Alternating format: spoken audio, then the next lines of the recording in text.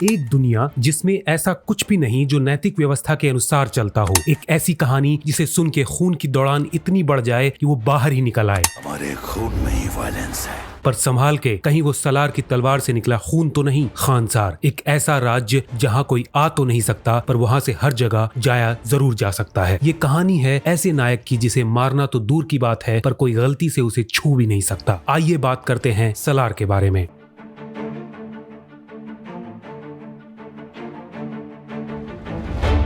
Action packed cinema के genre में हमारे देश में वाकई तरक्की हुई है। पहले सीजीआई वीएफएक्स के अभाव के कारण जहां एक्शन सीक्वेंसेस हमें उतने ग्रैंड देखने को नहीं मिलते थे, वहीं आज मार्वल और डीसी जैसे सिनेमा के एक्शन को टक्कर देने लायक एक्शन सीक्वेंसेस हमारी पैन इंडिया फिल्म्स में क्रिएट हो रहे हैं। ये मूवी को देखने से पहले जो लॉजिक ढूंढना चाहते हो वो दूर ही रहें, क्योंकि ये सिनेमा बिल्कुल भी उसे ध्यान में रखते हुए नहीं बनाया गया है। ये किसी भी राजा रानी की कहानी के शौर्य की गाथा से कम नहीं है। एक नायक को हम जितना ताकतवर समझ सकते हैं, उतना ताकतवर प्रशांत नील ने अपने हीरो को दिखाने की कोशिश की है। प्रशांत नील ने बेहद चतुराई के साथ एक ही राज्य की परिस्थितियों को ध्यान में रखते हुए प्रभास और पृथ्वीराज की दोस्ती को सामने रखा है, जिसमें खानसार शहर की कड़ी सारे किरदारों के साथ जुड़ी हुई है। कुर्सी का खेल होता ही इतना भयावह है कि उसमें किसी के भी जान की कीमत नहीं होती। राजनीति जब किसी कहानी के सेंटर में आती है तो आपसी रंजिश और उसी रंजिश में जुड़े रिश्ते एक दूसरे को धोखा जरूर देते हैं। अगर ऐसा नहीं हुआ तो कुर्सी किसी एक को मिल ही नहीं पाएगी। राजनीति इस कहानी का भी मूल उद्देश्य है। हर किसी को खानसार का राजा बनना है, लेकिन अगर अपना काम नहीं हो पा रहा तो मार दो। खानसार शहर की राजगद्दी का नियम कुछ ऐसा ही है कि जो बलवान होगा वही राज करेगा। पार्ट 1 सीज फायर तक का सफर बिल्कुल सीधा है कि राज करना है तो मारो। किसी भी राजनीति में कई बार हम ये देखते हैं कि राजा राज करने के लिए कई खेल खेलता है